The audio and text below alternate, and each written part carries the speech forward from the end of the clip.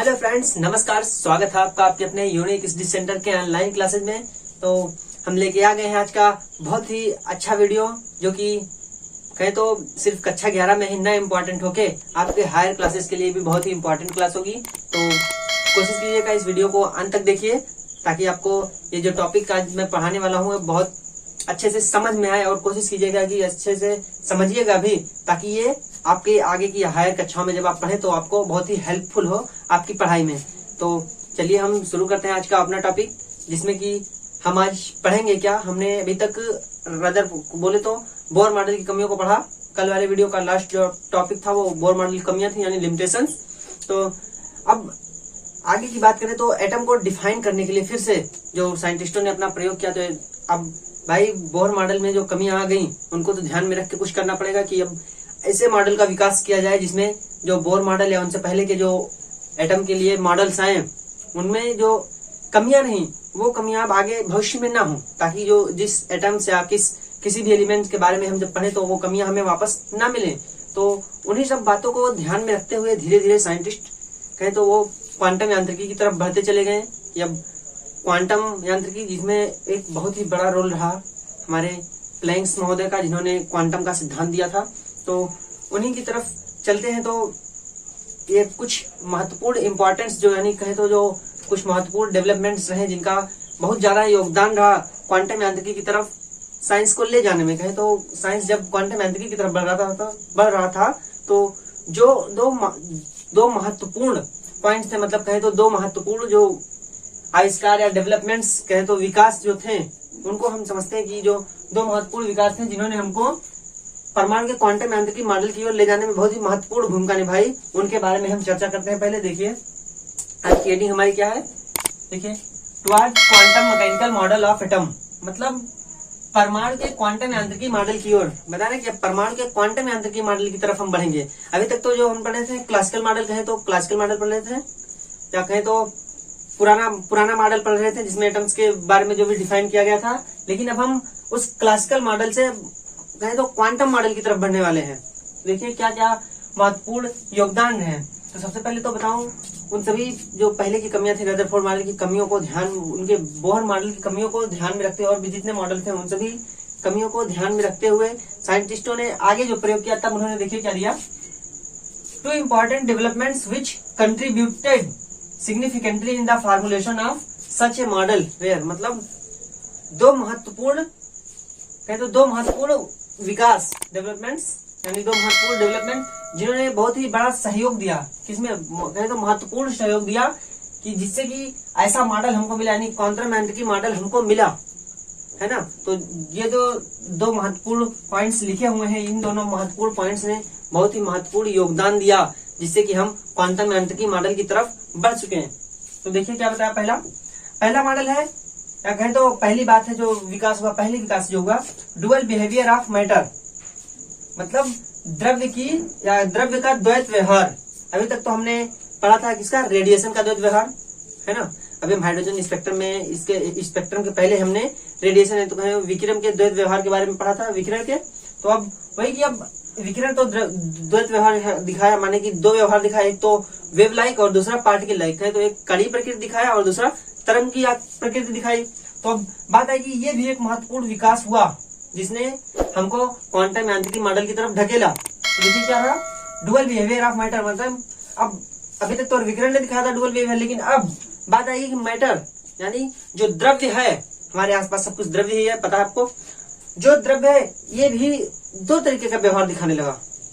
ये भी आविष्कार था, कहें तो डेवलपमेंट था, कि द्रव्य भी दो तरीके का व्यवहार दिखाने लगा। जैसे जिस तरीके से विकिरण यानी रेडिएशन दिखा रहा था वेव लाइक प्रॉपर्टीज, यानी कहें तो तरंग के गुण और पार्टिकल के गुण, ठीक उसी तरीके से अब जो कहें तो पदार्थ या द्रव्य हैं वो भी दिखा रहे हैं दो प्रकार के प्रॉपर्टी, जैसे कि तरंग का गुण, और तरंग के गुण होने के साथ साथ कड़ी गुण भी दिखा रहे हैं, तो कड़ी पार्टिकल प्रॉपर्टीज भी दिखा रहे हैं।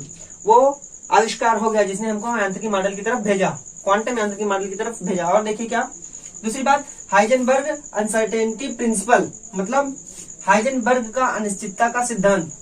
यानी अब हाइजेनबर्ग एक साइंटिस्ट थे, इन्होंने बताया था अनिश्चितता का सिद्धांत किसके लिए, कहे तो माइक्रोस्कोपिक लेवल, कहे तो बहुत छोटे पार्टिकल्स के लिए इन्होंने अपने अनिश्चितता का सिद्धांत दिया था कि जिसमें हम किसी छोटे पार्टिकल की एक निश्चित समय कहे तो एक नेट टाइम पे हम उसके स्थिति और उसके गति का मापन नहीं कर सकते हैं।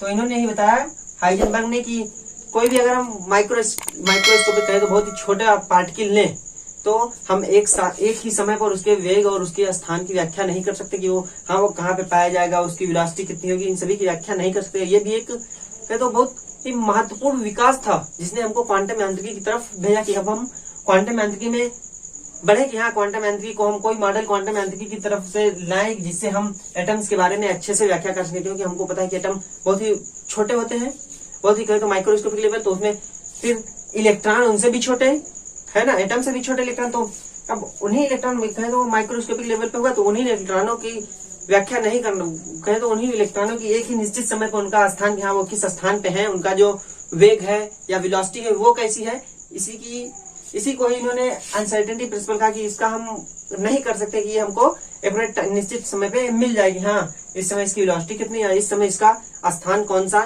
निश्चित किया जाए। तो यही दो महत्वपूर्ण कहे तो महत्वपूर्ण डेवलपमेंट्स हैं या महत्वपूर्ण विकास हैं जिन्होंने क्वांटम यांत्रिकी मॉडल को आने में बहुत ही महत्वपूर्ण भूमिका निभाई। तो अब हम इन्हीं दोनों मॉडल्स को सबसे पहले पढ़ेंगे कि डुअल बिहेवियर ऑफ मैटर क्या है, यानी द्रव्य का द्वैत व्यवहार किस प्रकार का है, और फिर हाइजेनबर्ग्स अनसर्टेनिटी प्रिंसिपल मतलब हाइजेनबर्ग के अनिश्चितता का सिद्धांत। तो चलिए शुरू करते हैं हम अपना आज का पहला पॉइंट इसमें का, तो डुअल बिहेवियर ऑफ मैटर।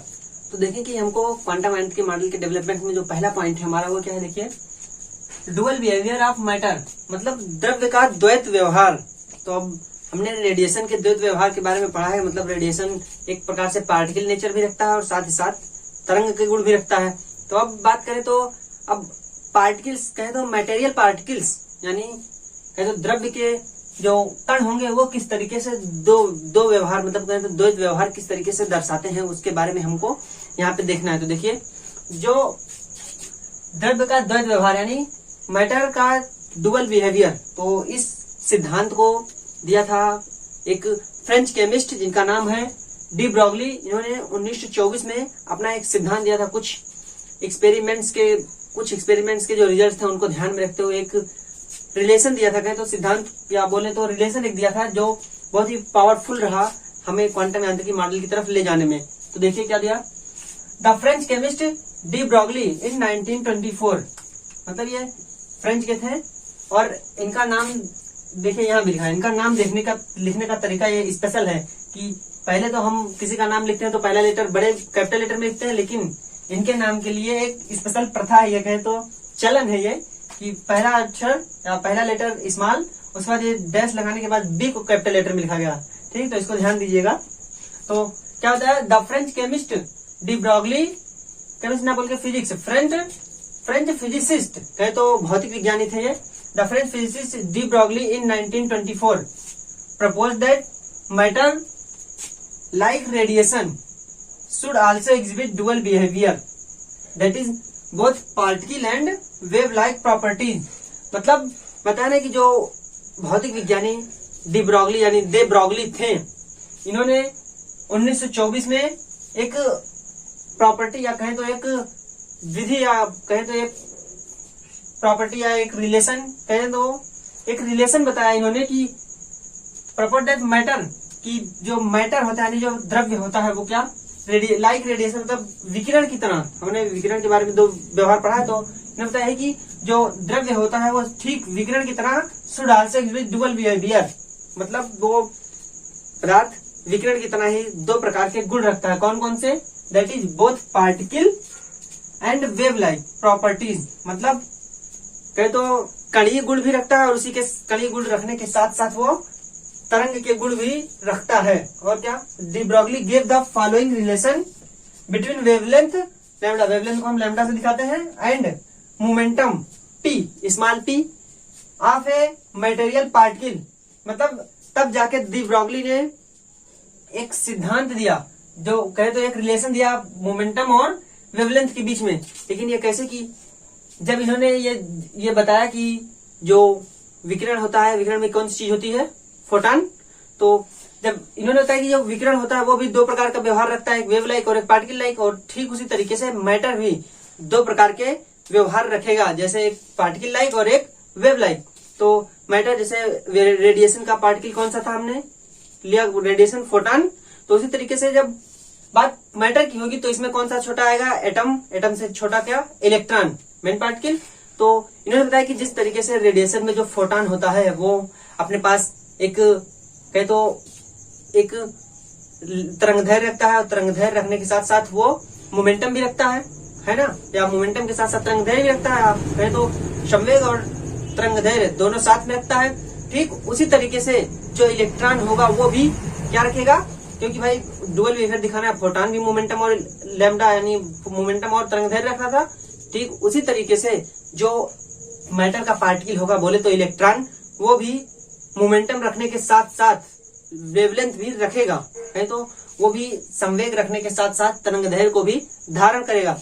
तो उसी बात को या उसी का तर्क देते हुए, इसी बात का तर्क देते हुए इन्होंने ये रिलेशन दिया था, जो कि बहुत ही महत्वपूर्ण रिलेशन है, याद रखिएगा अच्छे से। तो रिलेशन इनका क्या था, ये लैम्डा बराबर h/mv बराबर h/p, मतलब कहे तो लैम्डा क्या, वेवलेंथ, h क्या है, h हमको पहले से पता, प्लैंक्स कांस्टेंट कई बार यूज कर चुके हैं। फिर m क्या होगा, उस पार्टिकल का मास, और v क्या होगा, उस पार्टिकल की वेलोसिटी। यहाँ पे स्मॉल p है, स्मॉल p क्या, मोमेंटम ऑफ पार्टिकल। तो यही रिलेशन उन्होंने दिया कि लैम्डा बराबर h/mv बराबर h/p, p बराबर mv होता है, संवेग बराबर मास गुणे वेलोसिटी, तो ये संवेग होता है। तो वही इन्होंने रिलेशन दिया, h बराबर लैम्डा बराबर h/mv बराबर h/p। तो ये बहुत ही महत्वपूर्ण रिलेशन इनका जो इन्होंने दिया कि हाँ जो मटेरियल पार्टिकल होंगे वो उनके वेवलेंथ और उनके जो मोमेंटम होगा उनका रिलेशन ये होगा, वो इस प्रकार एक दूसरे से संबंधित होंगे। यहाँ पे देखिए सभी सिंबल्स के मान लिखे गए हैं, या सभी सिंबल्स के क्या बोलते हैं उसको, सिग्निफिकेंट क्या क्या दर्शा रहे हैं। देखिए लैम्डा बराबर वेवलेंथ, और h है प्लैंक्स कांस्टेंट हमारा, m होगा मास ऑफ पार्टिकल, v होगा velocity of particle, and small p होगा मोमेंटम ऑफ पार्टिकल। तो ये बात तो हुई, इन्होंने अपना कहे तो रिलेशन दे दिया। लेकिन अब वैसे थोड़ी ना कोई मान लेगा कि हाँ कोई रिलेशन मुंह से अपने बोल दिया तो ये सत्य हो जाएगा, ऐसा तो है नहीं। अब जब इन्होंने ये बात बताई यानी ये रिलेशन दी, तो कुछ साइंटिस्टों ने बाद में प्रयोग किया, तो इनके इस तरंग सिद्धांत कहे तो इलेक्ट्रॉन के तरंग सिद्धांत को एक्सपेरिमेंटल वेरीफाई किया गया, कहे तो प्रायोगिक रूप से सत्यापित किया गया, जब देखा गया कि जो इलेक्ट्रॉन की बीम है वह डिफ्रैक्शन की प्रॉपर्टी दिखा रही है। डिफ्रैक्शन हमको पता है कि वेव की प्रॉपर्टी होती है कि वेव गया कहीं से और कोई ऑब्जेक्ट उसके रास्ते में आया, वो वहां से मुड़ गया, तो उसी को डिफ्रैक्शन बोलते हैं, यानी विवर्तन। पार्टिकल का कहे तो प्रकाश का अपने मार्ग से किसी ऑब्जेक्ट से टकरा के मुड़ जाना ही विवर्तन कहलाता है। ठीक उसी तरीके से जब इलेक्ट्रॉनों का इलेक्ट्रॉन बीम कहे तो इलेक्ट्रॉन पुंज को जब गुजारा गया किसी ऑब्जेक्ट से, तो कहे तो वो भी लड़के वहां से मुड़ गया, यानी उसने भी विवर्तन की प्रॉपर्टी दिखाई। तो इससे यह सत्यापित हुआ कि ये जो इलेक्ट्रॉन होता है वो भी डिफ्रैक्शन यानी वेव के गुण रखता है। ठीक है, तो इन्हीं सब बातों को ध्यान में रखते हुए एक माइक्रोस्कोप है तो एक सूक्ष्मदर्शी का आविष्कार, एक सूक्ष्मदर्शी इसी पे आधारित है, इन्हीं के इस तरंग सिद्धांत पे कि जो इलेक्ट्रॉन होता है वो किस प्रकार से वेव नेचर रखता है। देखिए कौन सा, इलेक्ट्रॉन माइक्रोस्कोप, इसको इलेक्ट्रॉन माइक्रोस्कोप, इलेक्ट्रॉन सूक्ष्मदर्शी कहते हैं। तो आज के समय में मॉडर्न कहे तो मॉडर्न साइंस में ये रिसर्च में कहे तो जब साइंटिस्ट अपना रिसर्च करते हैं उसमें बहुत ही महत्वपूर्ण भूमिका निभाता है, क्योंकि जो जनरली जो यूज होता है माइक्रोस्कोप वो कहे तो उससे कुछ बड़े लेवल पे वो पार्टिकल्स को दिखाता है, लेकिन जो ये इलेक्ट्रॉन माइक्रोस्कोप है जो डी ब्रॉगली के सिद्धांत पे आधारित है, तो वेव नेचर पे, डी ब्रॉगली के कण के वेव नेचर पे आधारित है, वो इलेक्ट्रॉन माइक्रोस्कोप की क्षमता ऑर्डिनरी जो साधारणता यूज होते हैं माइक्रोस्कोप उनकी तुलना में ये 150 गुना मतलब 150 गुना तक ज्यादा बड़ा करके चित्र को दिखाता है। तो लगभग 15 मिलियन बड़ा कोई भी फिगर हो तो हम जूम करते हैं तो कहें तो ये 150 गुना जो भी ऑर्डिनरी सामान्य माइक्रोस्कोप होते हैं उनकी तुलना में 150 गुना तक जूम करके हमें कोई भी फिगर दिखाता है। ठीक है, या कोई भी हमारे रिसर्च भाई छोटे छोटे पार्टिकल से रिसर्च करते हैं उन सभी की बहुत ही 150 गुना तक अच्छा है ये, तो ये इन्हीं के इस वेव नेचर पे आधारित है। तो ये तो इनकी बात हुई। अब बात करें तो इन्होंने इस सिद्धांत को प्रतिपादित करते हुए एक बात और बताई कि ये जो होता है तो जितने भी पार्टिकल्स या जितने भी मैटर जो गति की अवस्था में होंगे, जो लगातार वेग, जिनका कुछ वेग होगा, लगातार गति की अवस्था में होंगे, वो सब कुछ ना कुछ अपना कहे तो वेव नेचर प्रॉपर्टी दिखाएंगे, यानी कहे तो वो तरंग के गुण रखेंगे। लेकिन बात आई तरंग के गुण रखने के लिए लैम्डा होना चाहिए, यानी वेवलेंथ होनी चाहिए, फ्रीक्वेंसी होनी चाहिए, कुछ होना चाहिए। लेकिन जब बात करें हैवी पार्टिकल्स की या भारी पार्टिकल्स की, तो उनका वेग मास इतना ज्यादा होने के कारण वो कुछ कहे तो तरंगदैर्घ्य नहीं दिखा पाते, उनका तरंगदैर्घ्य बहुत कम होता है, तो जिससे हमको उनके वेव नेचर के बारे में सही से नहीं पता चल पाता। लेकिन जब हम बात करें माइक्रोस्कोपिक लेवल पे, यानी बहुत ही छोटे पार्टिकल्स और परमाणुविक कणों के बारे में बात करें, जैसे इलेक्ट्रॉन हो गया, प्रोटॉन हो गया, और भी जैसे छोटे लेवल की बात करें माइक्रोस्कोपिक, तब ये एक्सपेरिमेंटल प्रायोगिक रूप से इनका जो लैम्डा यानी जो तरंगदैर्घ्य होगी वो निकाला जा सकता है। कब? तो यही समझ सकते हैं कि डी ब्रॉगली ने यही बताया कि जब कोई पार्टिकल मूव करेगा यानी गति करेगा तो उसके पास वेव लाइक प्रॉपर्टी होगी। एक तो पार्टिकल नेचर तो हो गया, भाई पार्टिकल है, पहले से कण है, लेकिन जब वो मूव करेगा, गति करेगा, तो उसके पास एक तरंग की गुण भी होगा जो भी एग्जिस्ट करेगा। तो अब हम ये तो इनका था डी ब्रॉगली, इसको आप बहुत अच्छे से देख लीजिएगा, ये बहुत ही महत्वपूर्ण है हायर क्लासेस के लिए भी। यहाँ पे इसका डेरिवेशन नहीं है, हायर क्लासेस में इस फार्मूले का डेरिवेशन भी है, बहुत ही मजा आता है इसका डेरिवेशन लगाने में, ठीक है। तो ये हुआ।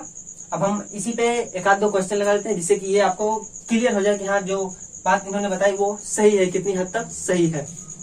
तो हम पहला सवाल लिखेंगे जो कि हमारा आधारित होगा किस पे, डी ब्रॉगली के डुअल बिहेवियर सिद्धांत पर है, डी ब्रॉगली के द्वैत व्यवहार पे जो पार्टिकल्स दिखाते हैं। देखिए क्या है, what will be the wavelength of a ball of mass 0.1 kg moving with a velocity of 10 metre second, यानी 10 मीटर पर सेकेंड ये वेलोसिटी दी गई है, और ये है द्रव्यमान मतलब मास किसका, ये हमको दिया गया एक बॉल दी गई है जिसका हमको निकालना है वेवलेंथ, बोले तो तरंगदैर्घ्य। तो एक बॉल देके उसका हमको द्रव्यमान पता है और साथ ही साथ उसकी जो क्या दी गई वेलोसिटी। तो हमको पता है कि हम जब उसका क्या निकालें, हमको जब वेवलेंथ निकालना है तो हमको डी ब्रॉगली के सिद्धांत के अनुसार क्या पता है, एक ही फार्मूला दिया, एक ही रिलेशन, तो वो रिलेशन हम लिख लेते हैं। कौन सा रिलेशन है वो, तो कहे तो according to de Broglie, according to de Broglie क्या फार्मूला इनका है, लैम्डा बराबर h बाई पी, या फिर लैम्डा बराबर एच तो हमको पता नहीं, पी तो हमको पता नहीं, एम बी की वैल्यू निकालनी है, lambda by h by p m v ये होता है।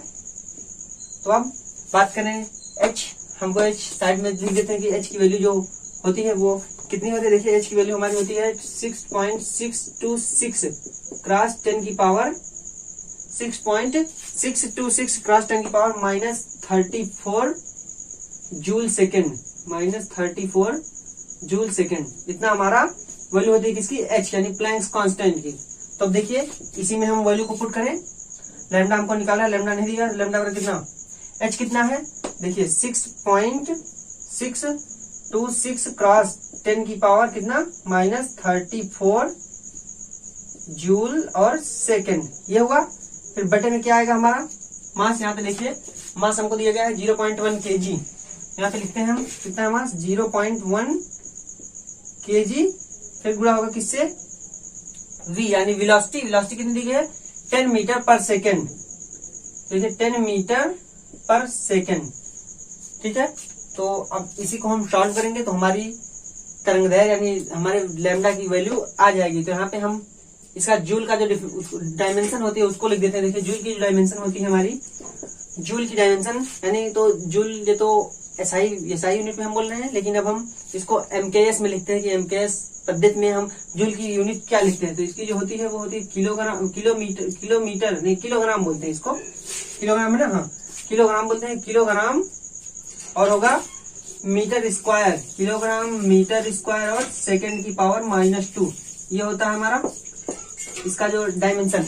इसी डायमेंशन को हम इस पे रख के सॉल्व करेंगे। देखिए क्या आएगा, लैम्डा बराबर इसको हम साइड करते हैं 6.626 क्रॉस 10 की पावर -34, और जूल को हम लिखते हैं कितना, किलोग्राम मीटर स्क्वायर और सेकेंड की पावर -2, ये होगा। फिर बटे में क्या क्या चीजें दी गई हैं देखिए, ये 0.1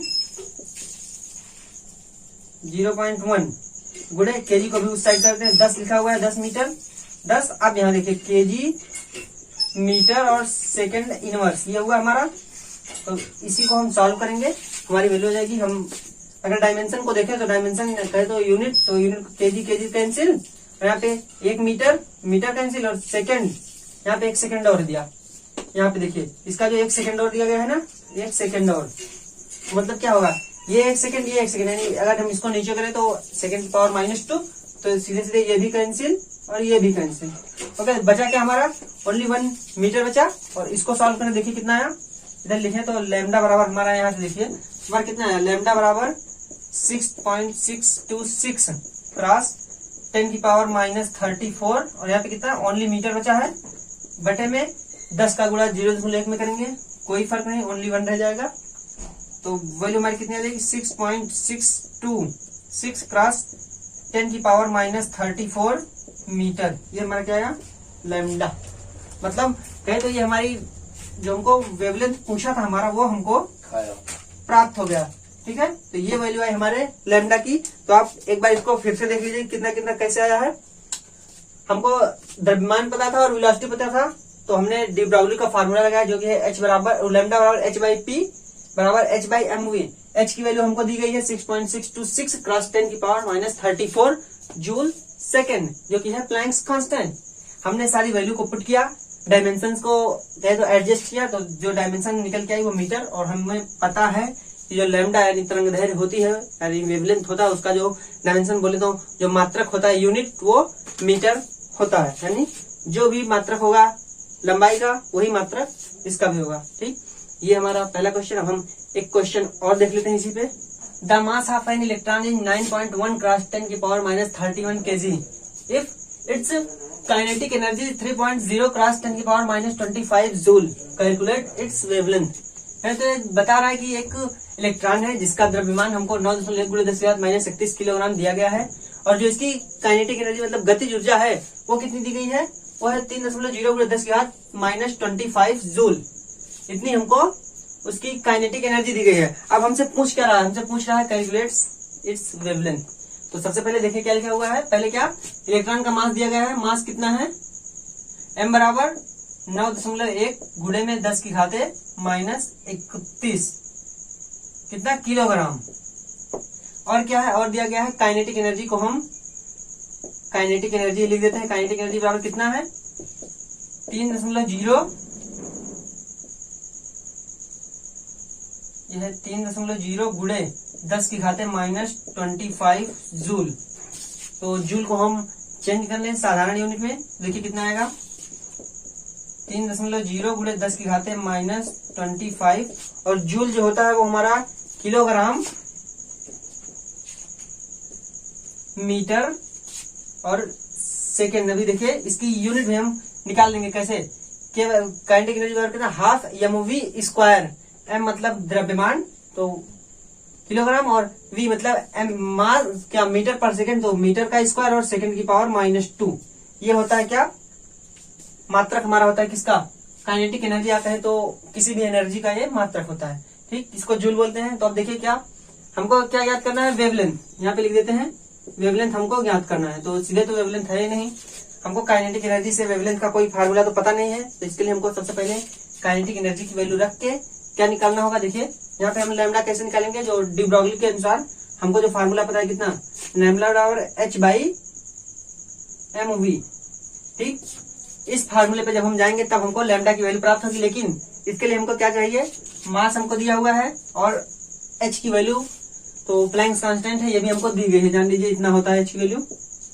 तो H की वैल्यू कितना, 6.626 क्रॉस 10 की पावर -34 और कितना जूल सेकेंड, ये होता है ना -34 जूल सेकेंड, ये होता है H की वैल्यू। तो सीधी सी बात हमको वेलोसिटी चाहिए, वेलोसिटी पर आ जाएगी तो हम लैम्डा निकालेंगे। तो देखिए, तो जैसे कि हमें पता है सिंस काइनेटिक एनर्जी बराबर कितना होता है,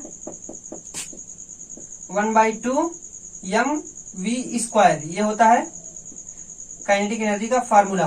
तो जस्ट इसी पे v को इधर पक्षांतर करेंगे क्योंकि हमको वेलोसिटी चाहिए, v बराबर कितना होगा, 2 काइनेटिक एनर्जी और बटे में m और इसका पूरे का 1/2 ये होगा, क्योंकि एक तरफ वर्ग है तो दूसरी तरफ वर्गमूल लग जाएगा। तो अब इसी पे निकालिए, देखिए कितना हम रखें, 2 गुणे काइनेटिक एनर्जी कितनी दी गई है, 3.0 गुणे 10 की घात -25, 3.0 गुणे 10 की घाते -25। फिर मात्रक देखिए कितना लिखा गया है, किलोग्राम मीटर स्क्वायर और सेकंड की पावर -2, ये है मात्रक। फिर बटे में कितना है, बटे में हमको दिया गया है किलोग्राम, कितना मास कितना उसका देखिए 9.1 गुणे 10 की घात -31 किलोग्राम, 9.1 गुणे 10 की घाते -31 kg, इतना हुआ। तो सबसे पहले हम यूनिट को सॉल्व करें कि इसका यूनिट सॉल्व करने पे कितना आएगा। देखिए यूनिट को सॉल्व करेंगे तो किलोग्राम से किलोग्राम कैंसिल और यहाँ पे है 1/2, मतलब हमको वर्गमूल निकालना है। तो देखिए ये हुआ, और जब मीटर का स्क्वायर और सेकंड की पावर -2 है तो इसको सॉल्व करेंगे, स्क्वायर है तो घटे वर्गमूल निकलेगा तो स्क्वायर खत्म, मतलब मीटर और सेकंड ये होगा। और फिर इसको हम जब सॉल्व करेंगे तो हमारा देखिए कितना आएगा, 3 दूना 6 और 10 की घात -25, ये ऊपर गया तो 10 की घात 6, फिर ये 6, 9.1 10 की घात 6 और 9। इसको जब हम सॉल्व करेंगे तो हमारी वेलोसिटी जो टोटल आएगी वो आएगी हमारी ये -1, क्योंकि भाई -1 पहले से लगा। जो हमारी वेलोसिटी आएगी वो निकल के आएगी 812 metre second inverse, 812 metre second inverse, ये हमारी आएगी वेलोसिटी इसको सॉल्व करने के बाद। ठीक है, तो जब हमको यहाँ से वेलोसिटी मिल गई, अब हमको क्या चाहिए, वेवलेंथ। भाई वेलोसिटी मिल गई, द्रव्यमान हमको पता है, h की वैल्यू पता है, तो अब हम वेवलेंथ निकालेंगे। तो देखिए कैसे निकालेंगे, तो लैम्डा इक्वल टू h कितना 6.626 और क्रॉस 10 की पावर -34 जूल सेकेंड, और फिर कितना बटे में m की वैल्यू कितनी आई है, देखिए m की वैल्यू हमको दी गई है 3 कितना यहाँ पे 9.1 गुणे 10 की घात -31 kg, 9.1 गुणे 10 की घाते -31 kg। फिर क्या वैल्यू आई, v की वैल्यू कितने है 812 मीटर पर सेकेंड गुणे में 812 मीटर पर सेकेंड। इसको सॉल्व करेंगे तो जो हमारा लैम्डा आएगा वो आएगा सॉल्व करने के बाद 896 7 गुणे 10 की घाते -10 मीटर, ये हमारा आएगा वेवलेंथ किसका, इस इलेक्ट्रॉन का जो वेवलेंथ है। लेकिन वेवलेंथ ज्यादातर नैनोमीटर में, तो नैनोमीटर में कोशिश करते हैं लैम्डा, तो नैनोमीटर में लिखेंगे तो नैनोमीटर मतलब 10 की घात -9 होना चाहिए।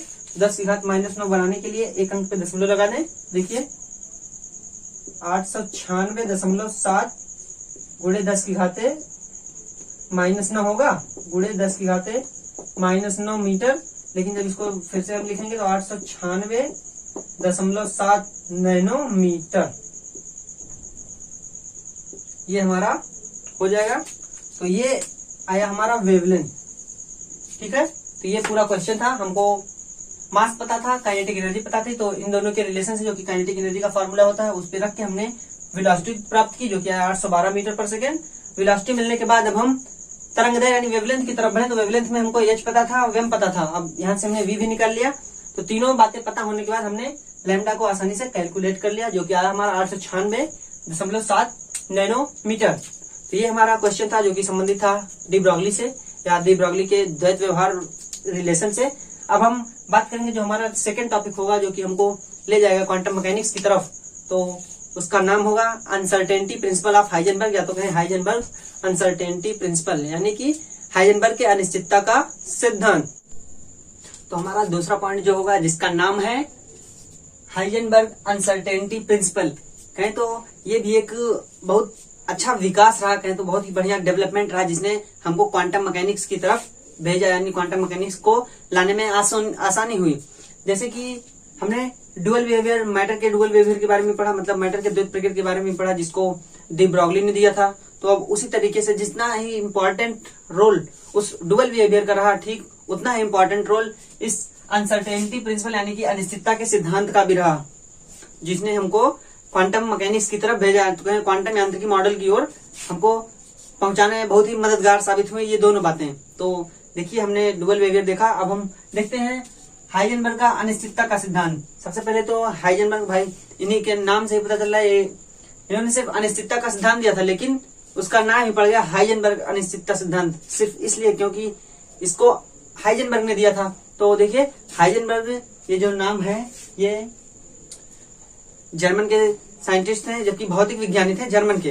तो देखिए क्या कहा था इन्होंने इस सिद्धांत के अनुसार। इन्होंने सबसे पहले तो बताया कि हम जब छोटे पार्टिकल की बात करें, यानी इलेक्ट्रॉन लाइक पार्टिकल की, तो हम एक निश्चित समय पर कहें तो एक क्षण भर, एक एक्यूरेट टाइम पे किसी भी इलेक्ट्रॉन जैसे छोटे पार्टिकल का वेग और उसकी स्थिति कहें तो उसका पोजीशन और उसका वेलोसिटी बोले या मोमेंटम बोले, उसको हम एक साथ निर्धारित नहीं कर सकते। मतलब हम ज्ञात ही नहीं कर सकते कि किसी एक निश्चित समय पे कि किसी इलेक्ट्रॉन का वेग कितना है या उसका मोमेंटम कितना है या फिर कहें तो उसका पोजीशन कितना है, एक निश्चित समय पे हम ज्ञात नहीं कर सकते। अगर हम ज्ञात करने बैठे तो मान लीजिए हमने वेग को निकाल लिया, मोमेंटम को प्राप्त कर लिया एक निश्चित समय पे, लेकिन ठीक उसी समय पे हम उस इलेक्ट्रॉन की पोजीशन को नहीं निकाल सकते। इन्होंने ये बताया था। फिर इन्हीं के कारण कुछ इन्हीं के सिद्धांत के बाद जो नील्स बोर ने अपना सिद्धांत दिया था वो फेल होने लगा। तो देखेंगे अभी पहले इस सिद्धांत को, उसके बाद हम देखते हैं कि बोर का मॉडल क्यों फेल हुआ, क्या कमियां थी। देखिए हाइजेनबर्ग का अनिश्चितता का सिद्धांत यानी हाइजेनबर्ग्स अनसर्टेनिटी प्रिंसिपल। तो देखिए क्या बताया इन्होंने, बताया किस तरीके से। देखिए वर्नर हाइजेनबर्ग इन 1927 स्टेटेड, देखिए वर्नर हाइजेनबर्ग इन 1927 स्टेटेड अनसर्टेनिटी प्रिंसिपल, मतलब 1927 में, सन 1927 में हाइजेनबर्ग थे एक साइंटिस्ट, भौतिक विज्ञानी जर्मन के, कहें तो जर्मनी के। तो इन्होंने यह अनिश्चितता का सिद्धांत दिया। तो अब देखिए अनिश्चितता के सिद्धांत में इन्होंने कहा क्या, और ये जो बेस था, इन्होंने अनिश्चितता का सिद्धांत जो दिया वो किस पे दिया था, भाई कुछ कमियां पहले रही होंगी तब इन्होंने अपना मॉडल दिया कि हाँ उस कमियों को दूर करने के लिए। तो ये जो इन्होंने दिया, इनका जो ये आधारित था वो सिर्फ मैटर और रेडिएशन, कहें तो पदार्थ, कहें द्रव्य और विकिरण के जो डुअल प्रकृति, द्रव्य और विकिरण जो डुअल प्रकृति यानी द्वैत व्यवहार दिखा रहे थे, एक तो तरंग का गुण और एक दूसरा पार्टिकल का गुण, उसी को ध्यान में रखते हुए इन्होंने इस सिद्धांत को दिया था। देखिए क्या बताया, अकॉर्डिंग टू दिस प्रिंसिपल, मतलब हाइजेनबर्ग के अनिश्चितता के सिद्धांत के अनुसार क्या कहा इन्होंने, it is impossible to determine simultaneously the exact position and exact momentum और वेलोसिटी ऑफ एन इलेक्ट्रॉन। क्या बताया, it is impossible to determine simultaneously the exact position and exact momentum or velocity of an electron। मतलब यह असंभव है कि हम एक निश्चित समय पे किसी भी इलेक्ट्रॉन का पोजीशन और उसका संवेग, या कहें कि किसी भी इलेक्ट्रॉन की स्थिति और उसका संवेग, संवेग को यहाँ पे आर वेलोसिटी भी लिखा है, या फिर वेग, संवेग कहें या वेग, उसको एक निश्चित समय पे हम एक्यूरेट नहीं कर सकते, मतलब निकाल नहीं सकते हैं। देखिए साइमल्टेनियसली मतलब होता है एक निश्चित क्षण कह सके। अगर मान लिया हमने टाइम दिया राइट 10 बजे, तो राइट हुआ एकदम राइट 10 बजे, तो उसी क्षण हम एक्यूरेट दोनों की वैल्यू नहीं निकाल सकते हैं। तो वही कहने का मतलब यही है कि इन्होंने कहा कि ऐसा इम्पॉसिबल है, मतलब असंभव है कि हम डिटरमाइन साइमल्टेनियसली, मतलब एक साथ या निकालें कि the exact position and exact momentum और वेलोसिटी ऑफ एन इलेक्ट्रॉन, कि हम एक निश्चित समय पे एक साथ इलेक्ट्रॉन की जो पोजीशन यानी इलेक्ट्रॉन की स्थिति, या फिर कहें तो इलेक्ट्रॉन का जो संवेग होगा अर्थात वेग, उसको हम निकाल नहीं सकते, मेजर नहीं कर सकते हैं किसी भी कीमत पे। देखिए ये तो बात रही कि इन्होंने स्टेट किया। अब इनका एक इन्होंने मैथमेटिकली रूप भी दिया कि हम कैसे, गणितीय रूप दिया कि जिससे हम मेजर कर सकते हैं कि हाँ अगर किसी का एग्जैक्ट पोजीशन हमने निकाल लिया, मान लीजिए किसी इलेक्ट्रॉन के लिए हमने उसका वेग निकाल लिया या फिर उसका संवेग निकाल लिया एक एक्यूरेट, जिसमें कहे तो संभावना बहुत कम थी गड़बड़ होने की, या फिर एक्यूरेट वैल्यू मैक्सिमम हद तक, जितने मैक्सिमम हम निकाल सकते हैं उच्चतम हद तक हमने उसका निश्चित मान निकाला। तो जब देखेंगे उसका निश्चित मान निकाला, तो लेकिन जो उसका वेग आया, अगर हमने संवेग और वेग निकाल लिया तो उसकी पोजीशन हम नहीं निकाल पाए। ठीक, तो वही उन्होंने बताया। देखिए कि आप मैथमेटिकली रूप इनका क्या था, delta x cross delta p x greater than, इस चिन्ह को बोलते हैं greater than or equal to, मतलब बड़ा या फिर बराबर, greater than or equal to h/4 pi. ठीक, तो ये इनका व्यंजक था जो इन्होंने मैथमेटिकली रूप से दिया था। तो इसमें देखिए सभी चिन्ह क्या क्या बताते हैं ये जो डेल्टा एक्स होगा हमारा, ये होगा अनसर्टेनिटी इन प्रिंसिपल, मतलब कि अनसर्टेनिटी इन पोजीशन। क्या? अनसर्टेनिटी इन पोजीशन, मतलब इन्होंने बताया कि ये पोजीशन में अनसर्टेनिटी है, तो स्थिति में अनिश्चितता होगी। और जो डेल्टा पी एक्स क्या है? डेल्टा पी एक्स जो है इसको बोलते हैं uncertainty in momentum, uncertainty in momentum. और जो यहाँ पे एच है, एच तो सभी को पता है, बहुत दिनों से हम लोग यूज करते आ रहे हैं, एच को बोलते हैं प्लैंक्स कांस्टेंट, प्लैंक्स कांस्टेंट। ठीक है, तो ये इनका मैथमेटिकली रूप था। इन्होंने इस मैथमेटिकली रूप को और भी फॉर्म में हम देख सकते हैं। यहाँ पे देखिएगा कि पोजीशन में जो अनसर्टेनिटी यानी पोजीशन में उसकी स्थिति में जो अनिश्चितता है, उसका गुणा किया है किससे? उसके उस स्थिति में होने से जो उसका संवेग होगा उससे गुणा किया गया है, जो जिसकी वैल्यू गुणा करने पे h/4 एच की यानी प्लैंक्स कांस्टेंट, और उसका जो बटे में है 4 पाई कितना होता है? 3.14 या फिर कहें 22.7। ठीक है, तो उससे बड़ी होगी, यानी जो h/4 की वैल्यू होगी वो किसी भी इलेक्ट्रॉन की पोजीशन और उसके संवेग के गुणनफल से छोटी होगी या फिर बराबर हो सकती है। ठीक है, फिर इसी फॉर्म को इन्होंने दूसरे फॉर्म में किया, क्योंकि हमको पता है कि संवेग जो होता है पी, उसको हम किस फॉर्म में लिखते हैं? एमओवी, यानी द्रव्यमान और वेग का गुणा को ही हम संवेग बोलते हैं। तो उसी फॉर्म में इन्होंने इसको थोड़ा देखिए क्या लिखा, डेल्टा एक्स गुणे डेल्टा पी को क्या लिख सकते हैं? डेल्टा, हम कहें तो एम डेल्टा वी, क्योंकि भाई मास है तो मास हर चीज का निश्चित होता है, तो एम और हो गया डेल्टा, डॉट लगा देते हैं, एम डेल्टा वी और एक्स, क्योंकि एक्स के सापेक्ष पोजीशन है ना एक्स, इसीलिए वहां भी एक्स लिखा गया। ये जो होगा वो भी ग्रेटर देन और इक्वल टू h/4 पाई होगा। ठीक है, और फिर इसको हम डाइवर्ट भी कर सकते हैं। देखिए क्या कहें, पक्षांतर भी करके इसको और भी अच्छे से लिख सकते हैं, डेल्टा एक्स गुणे डेल्टा वी एक्स, और जो कि ग्रेटर देन और इक्वल टू होगा किससे? h बाई, इस m को नीचे ले जाएंगे 4 पाई m। मतलब इस फॉर्म में भी हम फार्मूले को, इनका ये मैथमेटिकल रिप्रेजेंटेशन हम इस फार्मूले से भी कर सकते हैं। तो वही ना, इसीलिए यहाँ पे जो स्टेट किया गया था, नहीं जो कहा गया था, वहां पे मोमेंटम के साइड में वेलोसिटी को यानी वेग को लिखा गया। तो देखिए इससे आप कह सकते हैं कि ये जो पोजीशन और उसकी पोजीशन में जो अनिश्चितता यानी पोजीशन में जो अनिरंतरता या फिर अनिश्चितता है, तो संभावना जो है कितना गलत होने की, उसको बताने की, कितना गलत है सही होने की संभावना है उसका, और गुणा किसे? संवेग में जो अनिश्चितता है उससे, जो कि ग्रेटर देन होगा या इक्वल टू होगा h/4 पाई के। यहाँ पे सभी पोजीशन, यहाँ पे डेल्टा वी को बोलते हैं अनसर्टेनिटी इन वेलोसिटी, इसको भी लिख देते हैं। देखिए जो हमारा डेल्टा वी एक्स है, ये होता है uncertainty in velocity, uncertainty in velocity, ये हमारा होता है अनसर्टेनिटी इन वेलोसिटी। तो इसको सॉल्व किया तो ये देखिए कितना हमारा आ गया है, यह हमारा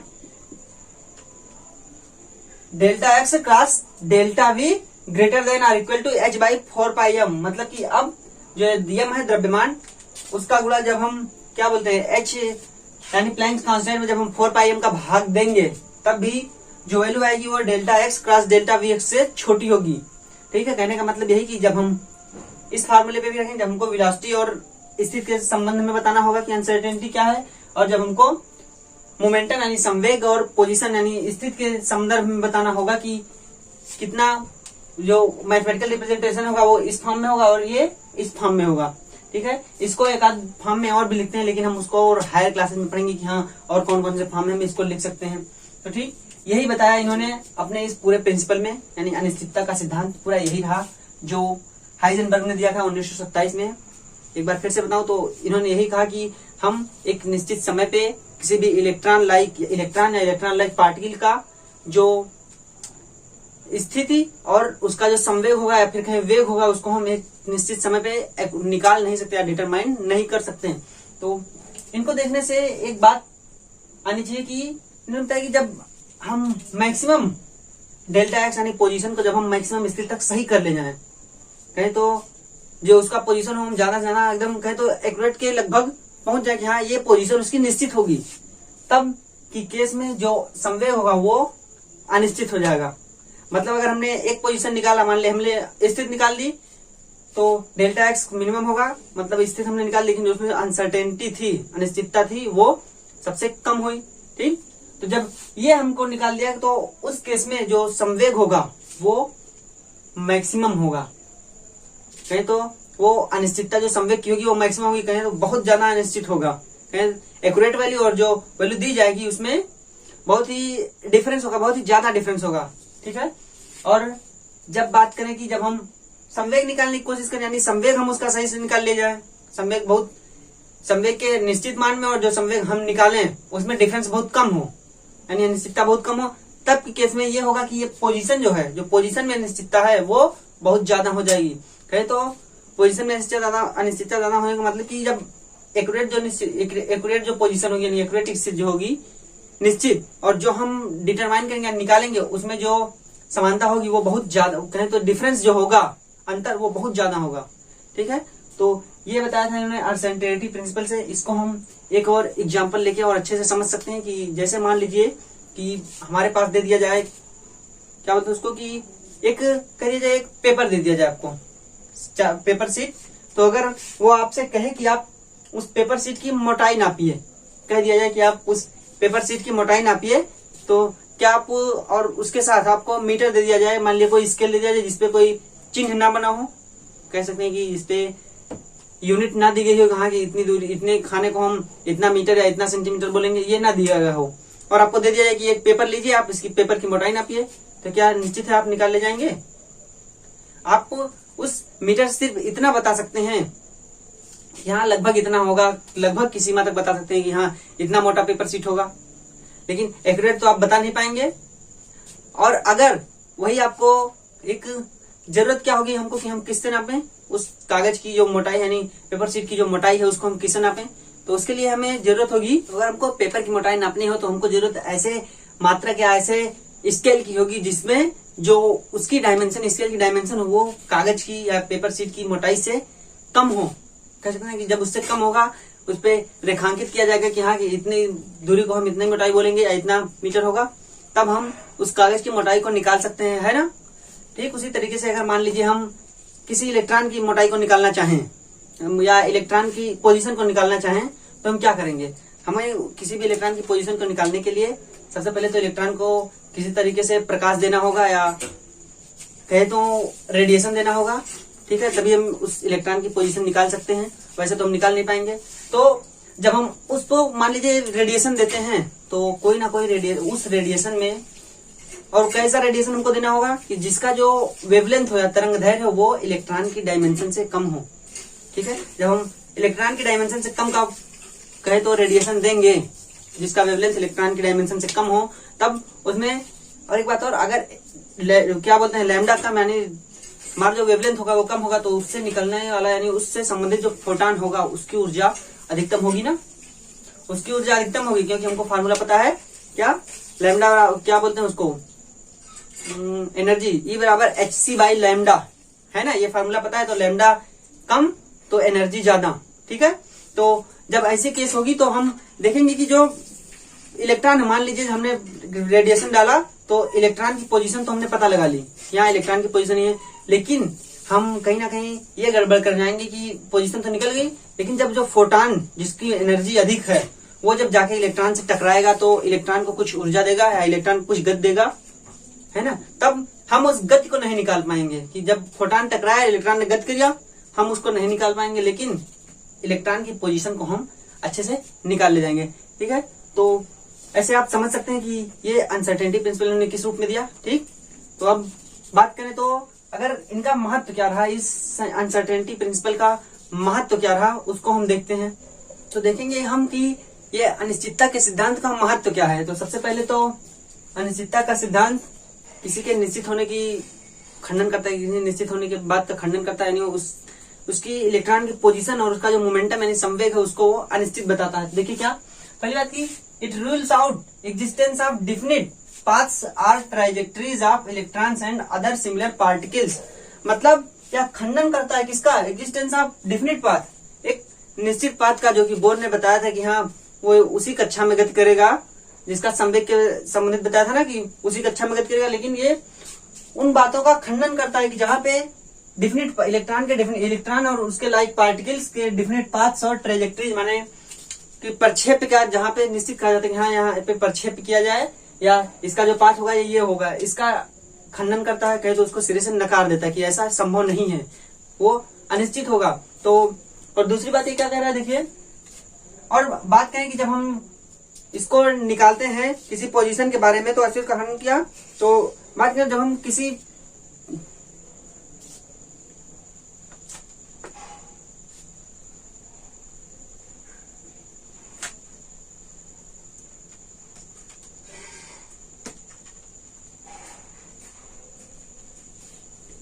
बात करें हम अनसर्टेनिटी प्रिंसिपल का सिग्निफिकेंस यानी महत्व उसका क्या है कि कहाँ पे उसका महत्व है, किस रूप में हम उसका यूज, उसका एप्लीकेशन क्या है, उसे यूज करते हैं। देखिए क्या बात है, सिग्निफिकेंस ऑफ अनसर्टेनिटी प्रिंसिपल मतलब उसका महत्व कि कितना महत्वपूर्ण है उस अनसर्टेनिटी प्रिंसिपल।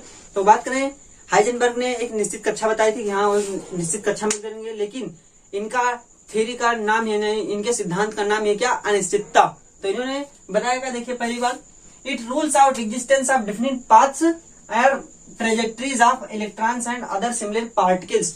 मतलब यह खंडन करता है किसका, एग्जिस्टेंस ऑफ डिफरेंट पाथ्स, एक निश्चित पाथ का खंडन करता है कि जहां पे कहा गया था इलेक्ट्रॉन या इसके लाइक जो पार्टिकल्स हैं वो एक निश्चित कक्षा में गति करते हैं, उसको सिरे से नकार देता है। और दूसरी बात ट्रेजेक्टरीज, निश्चित पाथ के यहाँ ट्रेजेक्टरी प्रक्षेप पथ, उनका ये खंडन करता है कि हाँ ऐसा संभव नहीं है कि हम एक इलेक्ट्रॉन को निश्चित पाथ या पोजीशन में बता सकते हैं, लेकिन इसके जब हम इलेक्ट्रॉन का पाथ और पोजीशन के बारे में बात करें तो हम निश्चित अलग अलग समय पे अलग अलग कोण जो ट्रेजेक्टरी यानी प्रक्षेप में इलेक्ट्रॉन बनाता है वो और इलेक्ट्रॉन के वेग से ही हम उसके पोजीशन का कहे तो पोजीशन का डिटर्मिनेशन या कहे तो उसको निकाल सकते हैं। एक अलग अलग कोण पे अलग अलग स्थिति पे उसका जो वेग होगा और कोण उसी के थ्रू हम निकालेंगे इलेक्ट्रॉन के अलग अलग पोजीशन या है तो उसका पाथ हम उसी से डिटरमाइन करेंगे। ठीक है, और क्या कि it is significant only for motion of microscopic object. मैंने पहले बताया था कि यह सिर्फ छोटे कणों के लिए जैसे इलेक्ट्रॉन लाइक जो पार्टिकल होंगे उनके लिए महत्वपूर्ण होगा, बड़े कणों में यह फेल हो जाता है। देखिए क्या, and it is negligible for that of microscopic objects. मतलब जब हम छोटे पार्टिकल्स की बात करेंगे इलेक्ट्रॉन लाइक पार्टिकल्स की तब ये बहुत महत्वपूर्ण होगा यानी तब के लिए अप्लीकेबल होगा, लेकिन जब हम बड़े पार्टिकल्स की बात करेंगे तब ये अप्लीकेबल नहीं होगा, मतलब अनिश्चितता का सिद्धांत अप्लीकेबल नहीं होगा। ठीक है, इसको हम कहें तो निकाल भी सकते हैं आप, अगर हम निकालने की कोशिश करें उनके फार्मूले पे रख के जो उन्होंने अपना मैथमेटिकल फार्मूला दिया था उस पर निकालने की बात करें तो एक बार अगर हम उसमें जो द्रव्यमान होगा उसको अगर हाई ले लेंगे मतलब ज्यादा द्रव्यमान ले लें, ठीक है, तब के केस में जो अनसर्टेनिटी आएगी वो पोजीशन में, क्योंकि P बराबर m होता है, तो जो पोजीशन में उसकी अनसर्टेनिटी आएगी वो बहुत कहे तो बहुत कम आएगी। और जब हम द्रव्यमान बहुत कम लेंगे, ठीक है, जब द्रव्यमान बहुत कम लेंगे तब जो अनसर्टेनिटी आएगी, जब द्रव्यमान हमने कम लिया तो अनसर्टेनिटी आएगी वो बहुत ही कम आएगी, लेकिन द्रव्यमान ज्यादा होने पे कहे तो अनसर्टेनिटी द्रव्यमान कम लेने पे अनसर्टेनिटी ज्यादा आएगी। ठीक है, लेकिन जब द्रव्यमान को हम ज्यादा लेंगे तब जो अनसर्टेनिटी आएगी वो बहुत ही कम आएगी, कहे तो वो वहां पे निग्लिजिबल हो जाएगा।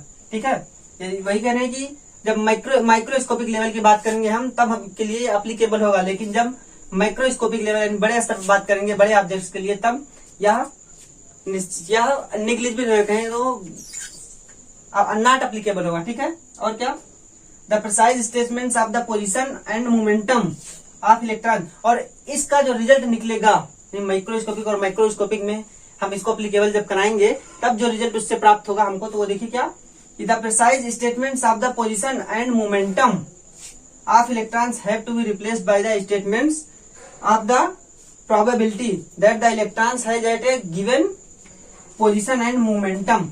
मतलब अब तो बात आई कि निश्चित को इन्होंने खत्म कर दिया, यानी कोई भी चीज निश्चित नहीं, ना उसका वेग निश्चित है इलेक्ट्रॉन का, ना ही उसका मोमेंटम या फिर ना ही उसके पोजीशन। तो अब बात आई कि अब उस पोजीशन को हटा दिया, यानी उस जो भी सिद्धांत निश्चित होने के लिए दिए गए थे उनको हटा दिया जाए, उनके स्थान पे प्रोबेबिलिटी सिद्धांत को लाया जाए। मतलब प्रोबेबिलिटी कहे तो प्रायिकता के सिद्धांत की कहें तो इसको समझना चाहे तो संभावना कह सकते हैं कि हो सकता है कि वो वहां हो तो इसको संभावना बोलते हैं, या हो सकता है इलेक्ट्रॉन वहां हो, इलेक्ट्रॉन की पोजीशन हो, इलेक्ट्रॉन का संवेग हो तो इसको संभावना बोलते हैं। तो ये कहा गया कि इनके रिजल्ट के बाद, इन सभी प्रयोगों के बाद यह कहा गया कि अब समय आ गया है कि हम जो निश्चित बातें कही गई हैं इलेक्ट्रॉन या इलेक्ट्रॉन लाइक पार्टिकल्स के लिए उसको सिरे से खारिज कराने, उसको खत्म करें और हम एक ऐसे सिद्धांत का यूज करें जहां पे हम बात करें सिर्फ प्रोबेबिलिटी की, यानी प्रायिकता की, हाँ इलेक्ट्रॉन का पोजीशन ये होने की संभावना है या इलेक्ट्रॉन का संवेग या वेग ये होने की संभावना है। ठीक है, और क्या कहा गया यहाँ पे देखिए, तो probability that the electrons has at a given position and momentum, मतलब एक गिवन इलेक्ट्रॉन है एक गिवन पोजीशन पे, जो पोजीशन और उसके मोमेंटम के लिए हमको प्रोबेबिलिटी सिद्धांत की आवश्यकता होगी। ठीक है, तो ये प्रोबेबिलिटी सिद्धांत ही हम जब क्वांटम मैकेनिक्स पढ़ेंगे तो क्वांटम मैकेनिक्स जो आधारित है वो प्रोबेबिलिटी सिद्धांत पे ही आधारित है कि हाँ वहां पे संभावना बताई गई, हाँ इलेक्ट्रॉन की ये पोजीशन होगी, इलेक्ट्रॉन का वेग ये होगा, इलेक्ट्रॉन का संवेग ये होगा, ये उसमें पोजीशन बताई गई है। तो ठीक, ये था इनका सिग्निफिकेंस ऑफ अनसर्टेनिटी प्रिंसिपल। अब हम इस पे एक क्वेश्चन लगा लेते हैं। ठीक है, लेकिन हाँ पहले क्वेश्चन लगा लेते हैं। देखिए कौन सा क्वेश्चन है। हमने जान लिया कि हाइजेनबर्ग अनसर्टेनिटी प्रिंसिपल होता क्या है, यानी हाइजेनबर्ग के अनिश्चितता का सिद्धांत होता क्या है। अब हम बात करें उसके महत्व की, कहाँ पे वो महत्वपूर्ण होगा, यानी कहाँ पे इम्पोर्टेंट होगा, कहाँ पे वो कहे तो अप्लीकेबल नहीं होगा और कहाँ पे अप्लीकेबल होगा। तो देखिए क्या बात कही गई है कि सबसे पहले तो ये डुअल बिहेवियर जो था कि बोर ने डुअल बिहेवियर के बारे में बताया था, यानी बोर ने बताया था कि इलेक्ट्रॉन का पथ कैसा होगा, इलेक्ट्रॉन की जिस पथ पे चलेगा उसको ऑर्बिट बोलेंगे, इलेक्ट्रॉन का संवेग कितना होना चाहिए, तब वो कहें तो किस कक्षा में होगा, ये सब बताया था। लेकिन अब ये अनिश्चितता का सिद्धांत आने से ये हुआ कि अब जो इलेक्ट्रॉन के बारे में बोर निश्चित चीजें बता के गए थे वो अनिश्चित होने लगी। कहें तो अब संभावना सिर्फ व्यक्त की जाने लगी कि हाँ ये ऐसा संभव है।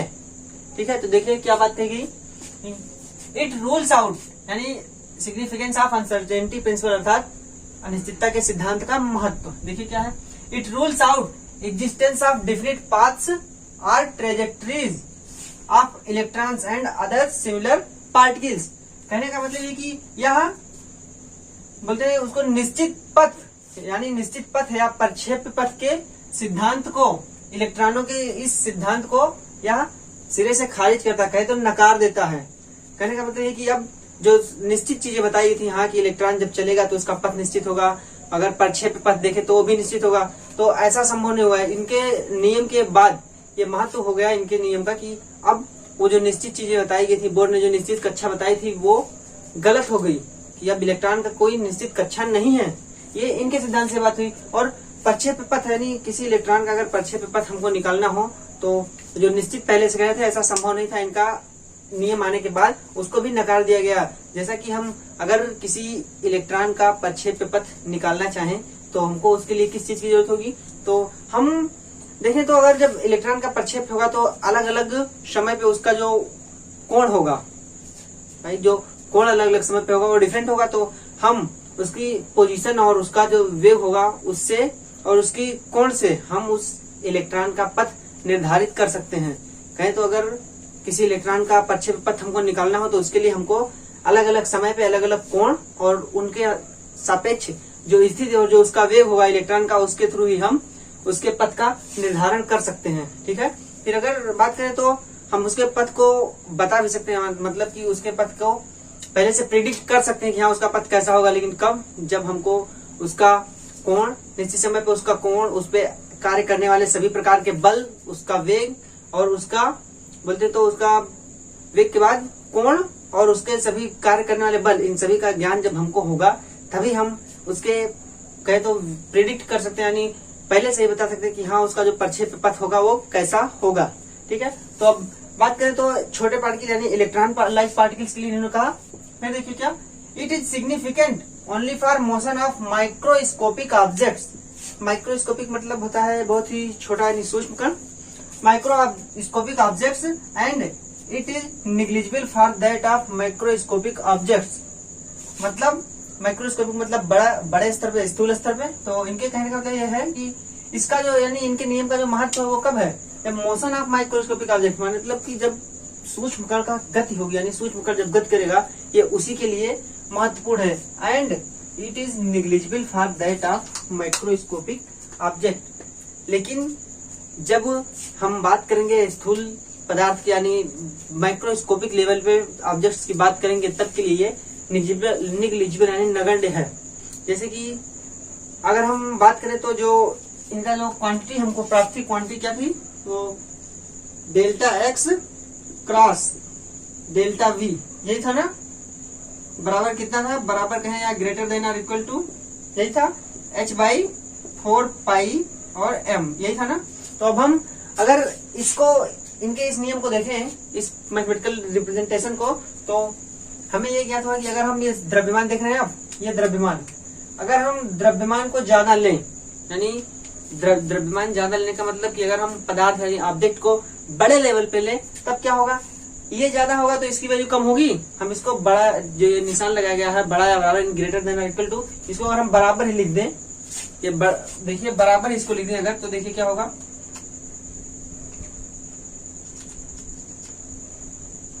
अगर हम इसको बराबर ही लिखते हैं तब की केस में जब हम देखेंगे m की वैल्यू यानी द्रव्यमान जब हम ज्यादा लेंगे तब देखिए ये अनसर्टेनिटी ही दिखा रही है पोजीशन और वेग में, तब देखिए कितना इसकी वैल्यू होगी, द्रव्यमान ज्यादा लेने पे ये वैल्यू बहुत ही कम हो जाएगी।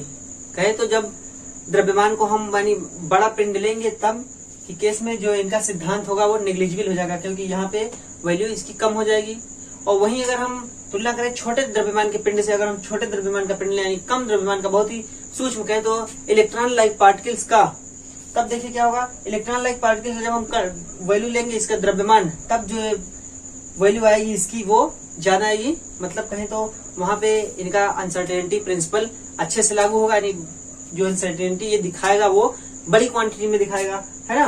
तो यही बात की इनका जो नियम होगा अनिश्चितता का सिद्धांत, वो सिर्फ किसके लिए लागू होगा, छोटे पार्टिकल्स के लिए जो इलेक्ट्रॉन लाइक माइक्रोस्कोपिक लेवल पे होंगे। लेकिन जब बड़ों की बात करेंगे यानी बड़े पार्टिकल्स की बात करेंगे तब इनका सिद्धांत सिरे से खारिज हो जाएगा। ठीक है, मतलब कि नेग्लिजिबल होगा, यानी नॉट अप्लीकेबल कर सकते हैं। ठीक है, फिर और क्या, तब इन सभी प्रमाणों से ये निकल के आया कि अब हम बात करें तो हमको ये जो निश्चित चीज वाली, निश्चित क्वांटिटी वाली, निश्चित होने के इलेक्ट्रॉन के निश्चित पथ या निश्चित वेग का जो सिद्धांत पहले से हमको प्राप्त था, अब उसको उस रूप में ना देख करके अब हमको किसी दूसरे रूप में देखना होगा, जिसको बोलेंगे हम प्रोबेबिलिटी। मतलब कि अब हम अनिश्चितता सिद्धांत के बाद तो इन्होंने कहा कि हम संभावना सिर्फ कर सकते हैं, है ना, मतलब कि ये संभावना ही कर सकते हैं, हाँ हम बता सकते हैं कि लगभग इतना होगा या लगभग उतना होगा। तो इससे बात आई कि अब ये बात हम क्यों ना प्रोबेबिलिटी में करें, यानी प्रायिकता में करें, कि कहीं पे पाए जाने की प्रायिकता इतना हो, उसका वेग इतना होने की संभावना है, उसका जो संवेग होगा इतना होने की संभावना, उसकी स्थिति ऐसी होगी। ठीक है, देखिए अगली बात क्या कह रहे हैं, the precise statements of the position and momentum of electrons. मतलब अब समय आ गया है कि हम उस स्टेटमेंट, जो स्टेटमेंट हमारे पोजीशन और यानी जो स्टेटमेंट हमारे इलेक्ट्रॉन की स्थिति और संवेग के बारे में पहले से बताई गई है, वो have to be replaced by the statement. जरूरत आ गई कि उसको रिप्लेस किया जाए, मतलब बदला जाए। कैसे, स्टेटमेंट ऑफ प्रोबेबिलिटी, मतलब अब प्रायिकता के सिद्धांत से प्रायिकता लाके उस स्टेटमेंट को चेंज किया जाए। क्या, that the electrons has at a given position and momentum. मतलब अब उस प्रोबेबिलिटी यानी प्रायिकता का यूज किया जाए जो एक इलेक्ट्रॉन एक निश्चित पोजीशन पे और एक मोमेंटम में रखता है। ठीक है, तो कहने का मतलब ये कि अब समय आ गया था कि अब हम क्वांटम मैकेनिक्स की तरफ बढ़ें, यानी क्वांटम मैकेनिक्स में इलेक्ट्रॉनों की प्रायिकता के बारे में बात की गई, उसके पोजीशन, उसका वेग, संवेग, सब में सिर्फ प्रायिकता यानी प्रोबेबिलिटी के बारे में बात की गई इलेक्ट्रॉनों की। तो वही कह रहे हैं कि अब इनके जो जब इनका सिद्धांत आया तो उसके बाद जो बात बाद में निकल गया यही कि अब समय आ गया है कि हमको बहुत और भी विकास हो गए हैं, जिससे हम समय आ गया है कि हम उस सिद्धांत को जो कि पहले से दिया गया है निश्चित होने के लिए, पोजीशन और उसका संवेग निश्चित होने के लिए, उसके स्थान पे अब हम किसका प्रयोग करें, प्रोबेबिलिटी का। यानी अब हम सिर्फ संभावना व्यक्त करें कि हाँ यहाँ पे ये चीज ऐसी होने की संभावना है। ठीक, तो यही था इनका महत्व, यानी इनके अनसर्टेनिटी प्रिंसिपल का जो महत्व यानी इम्पोर्टेंस या सिग्निफिकेंस कहें वो यही था। ठीक है, कि वो जो इनका होगा वो इसने पहले वाले निश्चित पथ के लिए कैंसिल किया, उस निश्चित पथ को अनिश्चितता में बदल दिया कि अब सिर्फ संभावना हम कर सकते हैं।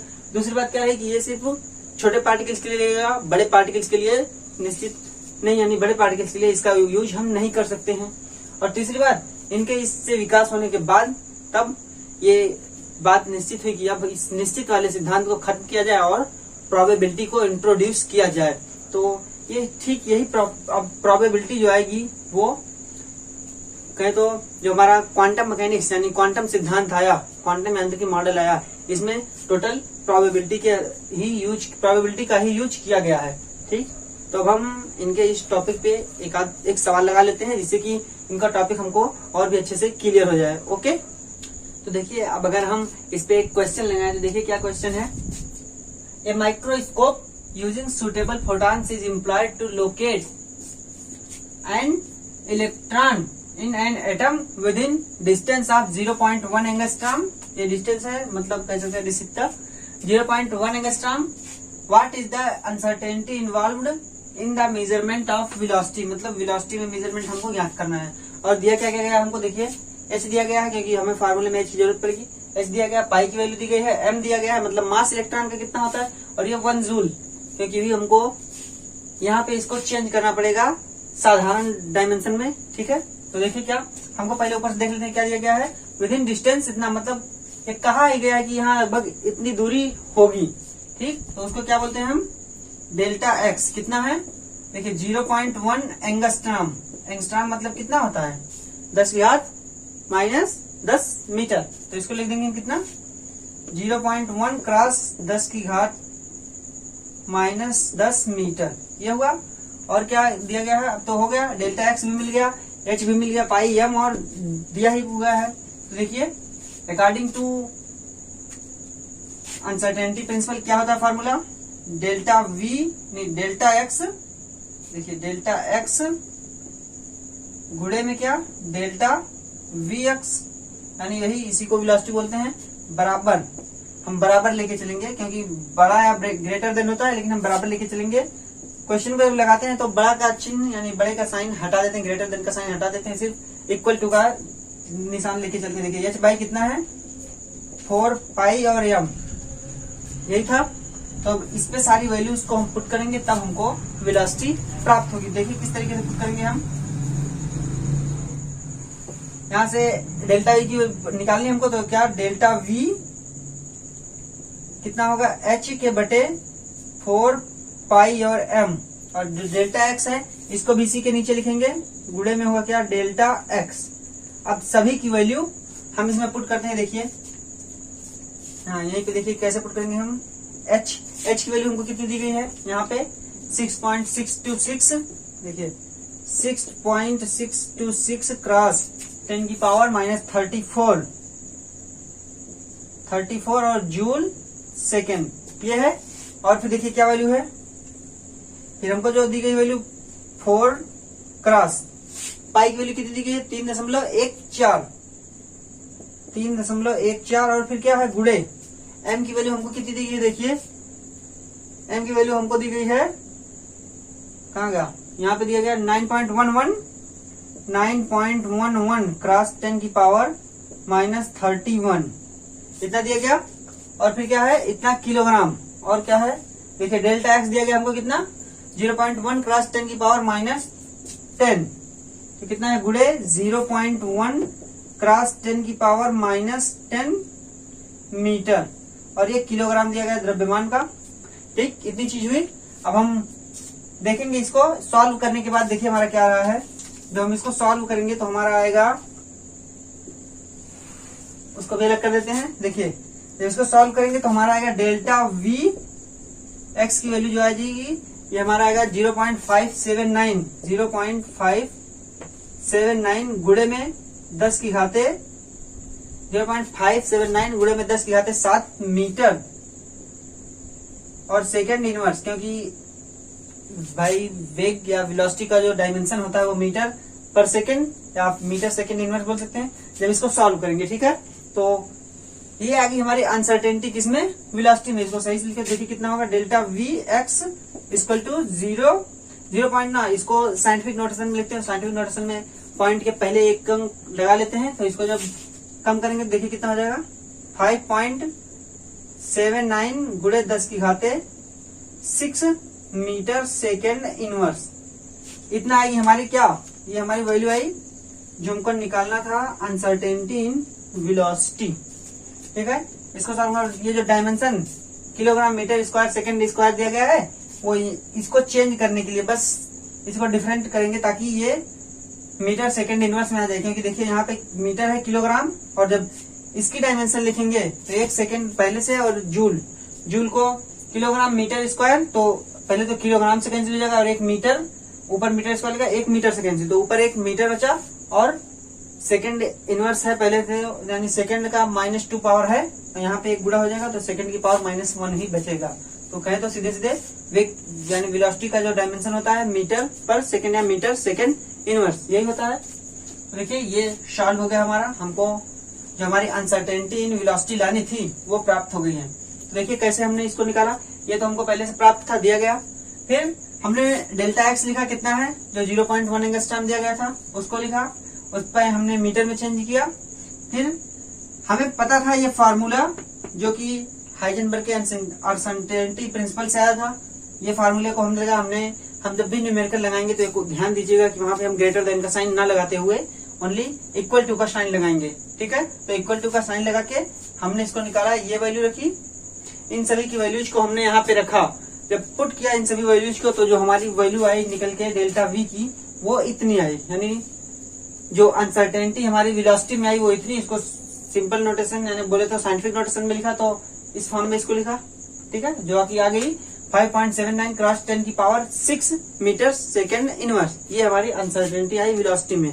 तो ये तो कंप्लीट हुआ कि ये क्वेश्चन भी लग गया। अब हम बात करेंगे कि इन सभी को लगने के बाद, मतलब जब अनसर्टेनिटी प्रिंसिपल आ गई तब ये बात सामने आई कि क्यों बोर के मॉडल को हमने वहां से छोड़ दिया, यानी बोर का मॉडल वहां से फेल हो गया। तो अब उसके बारे में बात करते हैं कि आखिर क्या कारण रहे कि बोर का मॉडल फेल हो गया।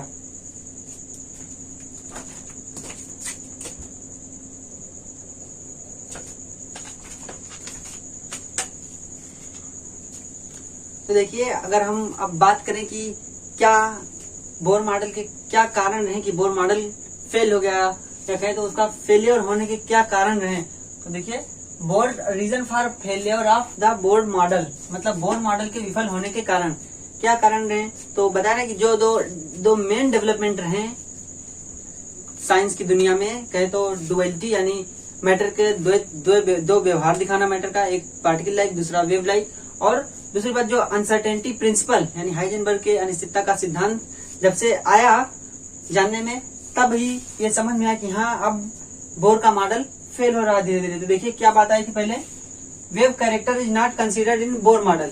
देखें तो जो बोर का मॉडल था उसने इलेक्ट्रॉन के वेव नेचर को नहीं बताया, यानी इलेक्ट्रॉन के वेव नेचर के बारे में कोई बात नहीं की, है ना, कोई भी बात इन्होंने इलेक्ट्रॉन के वेव नेचर के बारे में नहीं बताई। पहली बात तो ये थी इनके मॉडल की कमी, जिसके कारण ये कहे तो फेल हो गया। क्योंकि बाद में जो दे ब्रॉगली ने हमको ये दिया था, बताया था कि जो पार्टिकल होते हैं वो भी 2 प्रकार के नेचर रखते हैं, यानी मैटर भी डुअलिटी रखते हैं, या तो 2 प्रकार के कैरेक्टर रखते हैं, एक वेव नेचर और दूसरा पार्टिकल नेचर। तो इन्होंने सिर्फ पार्टिकल नेचर को कंसिडर किया, ना कि वेव नेचर को। इन्होंने वेव नेचर के बारे में कुछ नहीं बताया। और देखिए क्या दूसरी बात, डिफिनेट पाथ, मतलब इन्होंने डिफिनेट पाथ बताया था ना कि जो इलेक्ट्रॉन होता है वो न्यूक्लियस के चारों ओर एक डिफिनेट कक्षा में गति करता है, जबकि ऐसा संभव नहीं है। ऐसा कहाँ से हमको पता लगा, अनिश्चितता के सिद्धांत यानी हाइजेनबर्ग के अनिश्चितता के सिद्धांत से हमको ये पता लगा कि उसका यानी इलेक्ट्रॉन का जो पाथ होगा वो निश्चित नहीं होगा, हम सिर्फ संभावना कर सकते हैं कि हाँ ऐसा होगा। और अगर डिफिनेट पाथ की बात करें तो हम डिफिनेट पाथ तभी बता सकते हैं जब हमें उसका वेग और उसकी स्थिति कहें तो ज्ञात हो, तभी हम किसी इलेक्ट्रॉन का एक निश्चित पाथ बता सकते हैं। ठीक है, फिर सीधे कहें तो ये इन दोनों को डुअलिटी नेचर को कहें तो डुअलिटी नेचर को ध्यान इग्नोर करते हुए उसके साथ साथ उन्होंने हाइजेनबर्ग के सिद्धांत को भी इग्नोर किया था, इसलिए ये फेल हुआ।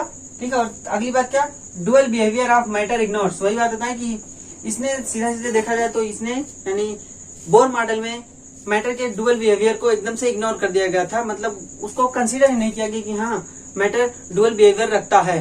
ठीक है, तो यही बातें कुछ नहीं कि इसी के कारण उनका जो मॉडल रहा यानी बोर का मॉडल रहा वो फेल हो गया, जिसमें इन्होंने हाइड्रोजन के बारे में बात की। सिर्फ हाइड्रोजन के लिए लागू हुआ, लेकिन हाइड्रोजन से और भी दूसरे एटम्स के लिए वो लागू नहीं हो सका। ठीक है, तो यही मेन कारण है जिसके कारण बोर के मॉडल को विफल होना पड़ा, बोर के मॉडल को खत्म करना पड़ा। तो उसके बाद तब हमें आवश्यकता पड़ी, यानी साइंटिस्टों को आवश्यकता पड़ी कि अब कुछ ऐसी थ्योरी लाई जाए, यानी ऐसी कुछ मॉडल का उपयोग किया जाए, प्रयोग किया जाए या बनाया जाए नया मॉडल की, जिससे कि हम मैटर के डुअल बिहेवियर के साथ साथ हम हाइजेनबर्ग के अनिश्चितता के सिद्धांत को भी फॉलो करा सकें। कुछ ऐसा मॉडल बनाया जाए जिससे कि हम एटम के अंदर की कहें तो एटम की संरचना के बारे में डिफाइन कर सकें। तो अब बात आएगी धीरे धीरे, तब वही मॉडल है हमारा क्वांटम मैकेनिक्स, कहे तो क्वांटम यांत्रिकी मॉडल हमारा है, जिसने आराम से एटम के स्ट्रक्चर के बारे में, एटम के और भी प्रॉपर्टीज के बारे में, सबके बारे में बताया उसने। ठीक है, तो उम्मीद करता हूँ कि आपको आज का वीडियो बहुत ही अच्छा लगा होगा, समझ में आया होगा। ठीक है, तो मिलते हैं अब हम अपने अगले वीडियो में। आज की वीडियो में बस इतना ही, तो तब तक के लिए आपका शुक्रिया, धन्यवाद।